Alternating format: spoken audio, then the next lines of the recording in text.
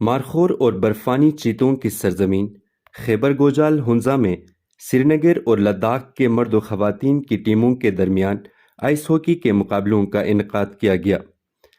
کشمیری بہن بھائیوں کے حق خودارادیت کو اجاگر کرنے کے لیے ہنزا میں آئس ہاکی ٹیموں کے نام علامتی طور پر سری نگر اور لداخ رکھا گیا۔ رپورٹ کر رہے ہیں اسلم شاہ۔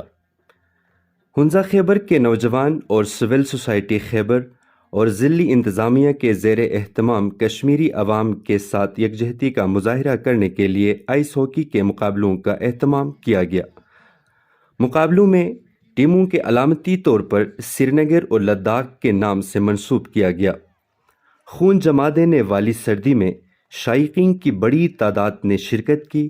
مرد اور خواتین کے مقابلوں میں دونوں سری نگر کی جیت کا ٹرافی اپنے نام کیا۔ اس موقع پر کھلاڑیوں نے اور بچوں نے پاکستانی اور کشمیر کے جھنڈے لہراتے ہوئے اسکیٹنگ کا مظاہرہ کیا۔ کیمرہ مین عباس علی خان کے ساتھ اسلم شاہ، ہنزا نیوز، خیبر گوجال، ہنزا۔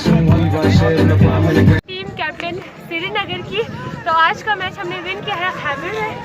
تو آج کا میچ کرنے کا مقصد ہم اپنے کشمیر کے بہن بھائیوں کے ساتھ ہے اور کشمیر کی یوم یکجہتی کے حوالے سے ہمارا پوری کے ساتھ کوپریشن کوئی کمی بیشی ہوئی ہے تو ہم اس کے لیے معذرت خواہ ہیں، جو کہ ہمارا سری نگر کے حوالے سے کے ساتھ تھا۔